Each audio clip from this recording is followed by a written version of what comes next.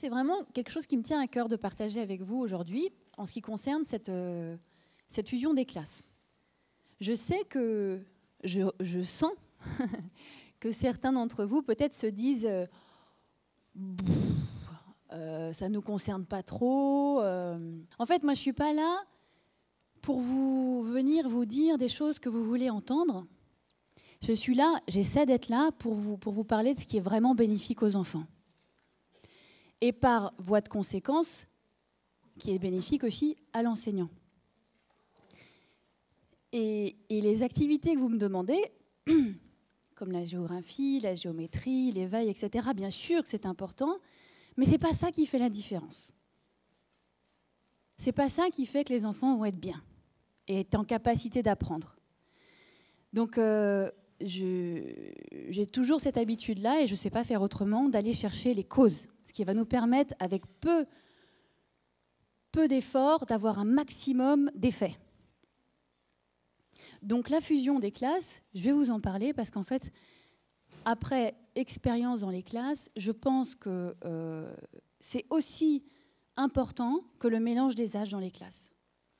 Ce n'est pas une option, je pense qu'il faut se diriger vers ce genre de pratique. Ça complète un petit peu la série de paramètres qui me semblent essentiels pour proposer aux enfants un environnement de classe plus adapté aux besoins et au fonctionnement de l'être humain. C'est pas un détail, quoi. Pourquoi ça me tient autant à cœur? C'est parce que c'est très logique et très cohérent par rapport à la suite de mon travail et de l'expérience que j'ai menée à Gennevilliers. Parce qu'à Gennevilliers, quand l'expérience s'est arrêtée, de toute façon, c'était très bien qu'elle s'arrête, parce qu'il y avait chez les enfants une espèce de nervosité latente, très clairement, qu'on contenait par différents moyens et qu'on contenait assez bien, puisque de toute façon, les personnes qui passaient dans la classe, que ce soit des scientifiques ou des enseignants ou des parents, à chaque fois, la réflexion était la même. Ils me disaient « mais qu'est-ce que c'est calme ?» Mais ils ne se rendaient pas compte, en tout cas, quand on est toute la journée en classe avec les enfants, on sent bien, par empathie aussi, parce qu'on les connaît, qu'il y a quelque chose de latent, qu'on contient encore. On contient quelque chose qu'on ne devrait pas du tout contenir. Et à la fin de ces 3 années-là, je me suis vraiment dit, là, je suis arrivée à une limite. Tant que l'espace n'est pas agrandi, tant qu'il n'y a pas plus d'espace pour les enfants pour circuler, tant qu'il n'y a pas un contact avec la nature, et tant qu'il n'y a pas un travail qui est réalisé sur l'alimentation, 3 paramètres, moi, au niveau pédagogique, peut-être qu'il y a d'autres personnes qui ont des idées, mais à ce moment-là, moi, je pensais que je ne pouvais pas aller plus loin. J'étais au max de ce que je pouvais faire avec les contraintes proposées. Et puis, en travaillant dans l'école de Saint-Gilles et dans la classe de Vania et Vanessa plus particulièrement, je l'ai repris en plein visage, quoi. Ça s'est imposé, ça s'est vraiment imposé, et j'ai eu cette chance extraordinaire que toutes les conditions étaient réunies pour qu'on puisse aller plus loin. C'est-à-dire que, d'abord, les enfants nous ont révélé le problème. Vous vous souvenez, les petits avions dans le couloir? Alors, on peut se fâcher, mieux, on peut en rire, mais encore mieux, on peut vraiment prendre ça comme un message et faire quelque chose. Une fois avec Vanessa et Vania qu'on a vu ce que ça voulait dire, qu'on a compris ce que ça voulait dire, on a juste besoin d'un espace où on peut faire autre chose, on peut circuler, revenir dans le calme, un espace où on peut être dans plus de légèreté, de créativité. Ça semble tellement normal, cette demande, tellement évidente, qu'une fois qu'on a perçu ce message, moi et Vanessa et Vania, c'était le même cas, on ne pouvait pas continuer comme ça. On ne pouvait pas demander aux enfants, on ferme la porte, vous restez dans la salle. Il y a quelque chose là qui n'est pas du tout physiologique. Et donc, ça c'était la première chose. Les enfants nous envoyaient les messages. Donc, premier terreau favorable. Ensuite, il se trouve que c'est une école où il y avait déjà une classe qui fonctionnait, où 2 classes s'étaient rassemblées. La classe d'accueil, c'était un seul niveau, que des accueils qui étaient juste à côté. Et ça fonctionne très bien. Et c'est très intéressant. En fait, avant même que je commence à penser à demander à Vania et Vanessa de fusionner leurs deux classes, j'avais été interpellée par la classe de Camille et Paula juste à côté, où il y avait une sérénité très apaisante, quoi, et puis une espèce d'évidence déjà. Mais bon, c'était resté dans un coin de ma tête. Et puis voilà, avec le message de cet enfant, de ces petits avions-là, on se dit, ok, s'il n'y a pas d'autre, il faut aller dans ce sens-là. Il se trouve aussi un autre paramètre favorable, c'est qu'on a une direction dans cette école qui est absolument formidable, qui suit ses enseignants, qui est toujours dans l'accompagnement. Et bien sûr, il faut que les choses soient justifiées, mais toujours dans un accompagnement, dans une grande ouverture d'esprit, et avec derrière une grande machinerie exécutive assez puissante, où les choses se mettent en route et avancent et se font. Et c'est ce qui a fait qu'en quelques semaines, les choses se sont mises en place dans cette classe. Et puis une autre chose très favorable, c'est que Vanessa et Vania, elles s'entendent très bien, et qu'en fait, elles faisaient déjà de la fusion sans le savoir. La porte était fermée, mais dès qu'elles avaient un temps, elles discutaient. Donc en fait, il y avait juste à ouvrir la porte, quoi, et à officialiser les choses. Tout de suite, elles m'ont dit, mais quand même, en fait, on avait plein de peurs, mais tous les verrous ont sauté quelque part de nos peurs. Finalement, tout se passe assez bien, c'est assez harmonieux, ça s'équilibre entre les classes. Et j'étais je jubilais quelque part d'entendre ça, parce qu'en fait, mon intuition était juste. Je sentais bien, à la sortie de Gennevilliers, qu'il fallait juste plus d'espace, et que non, ça n'allait pas se désordonner. Il y avait juste besoin de respirer, quoi, tout simplement. Et plus de mètres carrés par individu, c'est tout. Et puis, donc, elles m'ont dit ça, et puis je suis venue. Là, c'était le deuxième choc, la deuxième jubilation, quelque part. Je suis venue dans cette classe, ça faisait 2-3 semaines que ça fonctionnait déjà comme ça. Et j'étais vraiment frappée, parce que, je vous le dis très clairement, je n'ai jamais obtenu ce calme et cette sérénité à Gennevilliers. Jamais. Jamais. On atteint un niveau d'apaisement que je pressentais possible, mais que je n'avais pas vécu moi-même. Et ce qui est intéressant, parce que j'y suis venue une première fois, je me suis dit, ok, bon, peut-être que parfois il y a des jours plus. Je me suis dit, on va attendre. Donc je suis revenue une journée encore, une autre journée, puis 3 jours de suite. Et c'était pareil. C'était une sérénité, un apaisement acquis.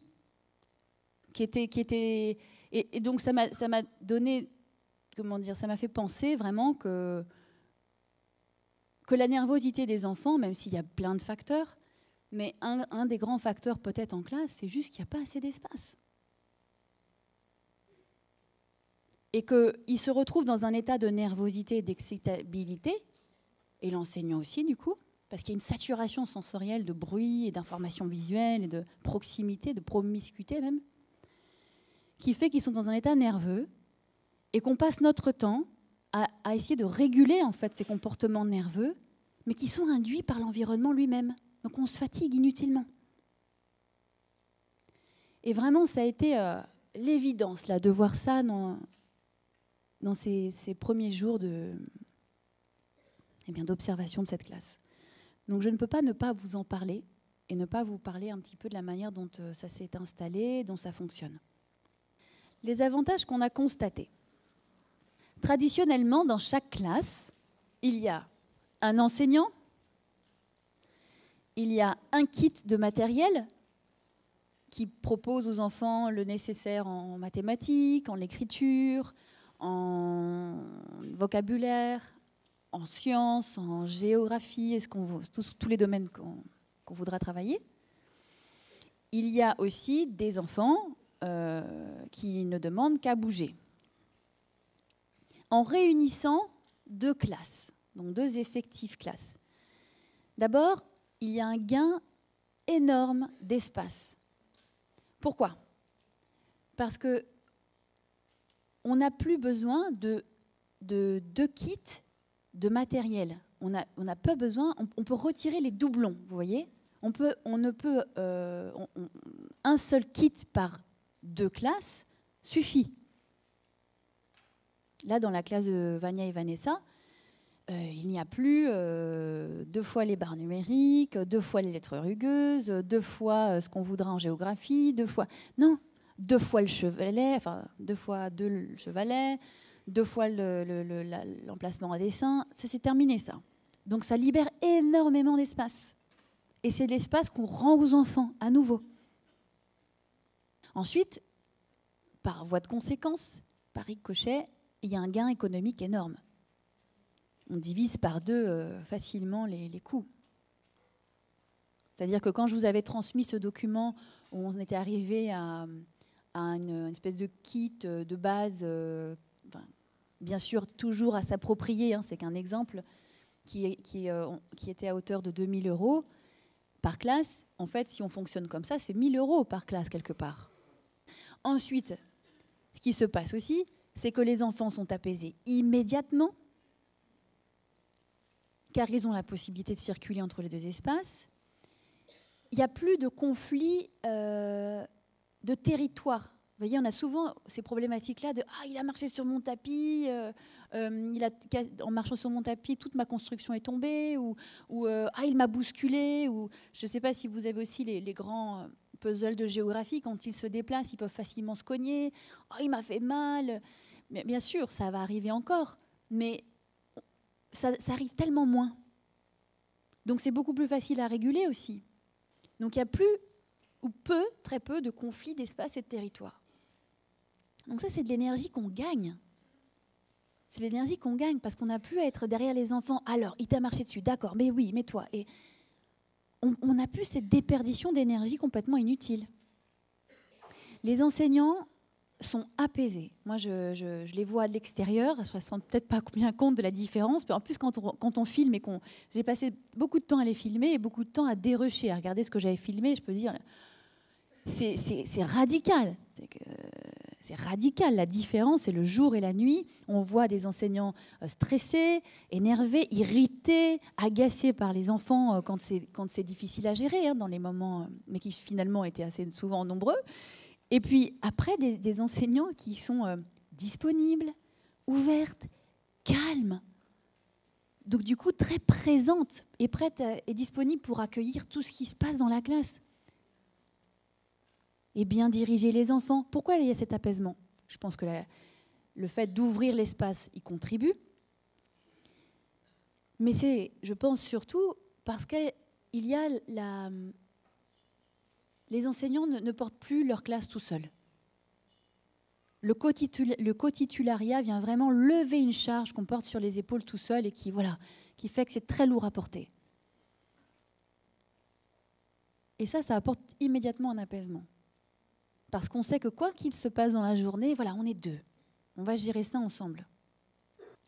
Et puis, il y a autre chose, c'est que, je ne sais pas si vous l'avez ressenti dans vos classes, mais il y a une saturation sensorielle qui amène à un état d'irritabilité légitime. Vous le vivez, ça aussi, non ? Quand on est un peu les uns sur les autres, les pauvres enfants qui ne font que se déplacer à côté de nous, parler ou rire, les décibels montent tellement vite avec la promiscuité, parce que forcément, il faut parler plus vite, plus fort que celui qui est à côté, juste à côté, pour qu'on s'entende avec le copain de là. Donc le son monte très vite dans la classe et ça devient vite fatigant. Donc je pense qu'il y a aussi cet apaisement-là qui arrive. L'apaisement est aussi dû à ce paramètre-là pour les enseignants, où il y a moins cette saturation sensorielle. Donc on est plus calme. Parce que cette saturation sensorielle de bruit, d'informations visuelles, comme ça très proche, constante, ça génère un stress organique, un stress oxydatif. Et quand on est stressé, on l'a vu, je crois, lors de la 2e journée, lorsqu'on est stressé, on n'est pas fonctionnel au niveau exécutif. On ne peut pas répondre aux besoins des enfants, avoir la bonne distance nécessaire pour savoir ce qu'il va falloir faire, réfléchir avant d'agir, etc. Donc, il y a un apaisement, une disponibilité plus grande et aussi une capacité d'exécution et de réponse pédagogique plus précise, plus pertinente. Donc, ce n'est pas rien du tout. Et puis voilà, il y a une telle libération d'énergie, un tel gain d'énergie parce qu'il n'y a plus besoin de réguler, je l'ai dit tout à l'heure, mais je le répète, de réguler de manière absolument inutile constamment des comportements des enfants en fait, qui sont induits par l'environnement tout restreint, un peu étouffant. Donc on gagne énormément de temps. C'est un nouveau chamboulement. Je ne m'y attendais pas du tout. Je ne pensais pas qu'on aurait besoin de 3 jours. Parce qu'un travail énorme avait déjà été fait dans ces 2 classes. D'élagage, de réorganisation de l'espace. Mais en fait, quand il n'y en a plus, il y en a encore. Il y a eu une deuxième phase de tri finalement. C'est intéressant parce que dans ce premier élagage et sélection de matériel, il y a toujours vous savez, cette activité où on se dit « je ne sais pas trop celle-là, allez, je la garde ». Bon, ben après, elle ne passe pas le deuxième filtre. Et on se retrouve, il y en a plusieurs, ce qui fait qu'en fait, c'est ça pour le matériel, c'est ça pour des activités, c'est ça pour des tables, des chaises, des cadres qui étaient restés là parce qu'il y a des valeurs affectives. Puis deuxième élagage, hop, ça se retrouve dans le couloir, à nouveau, dans le couloir, ça parle, je pense.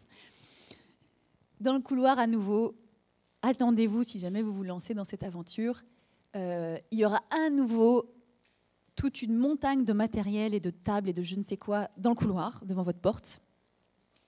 Même si vous êtes persuadé, vous vous dites dans votre tête « Ah non, mais il n'y a plus rien à mettre dehors là ». Je vous assure que si. Je vous assure que oui. Donc ça, c'est la première chose. Et à nouveau, on se retrouve comme avec ce premier chamboulement qu'on avait évoqué en novembre.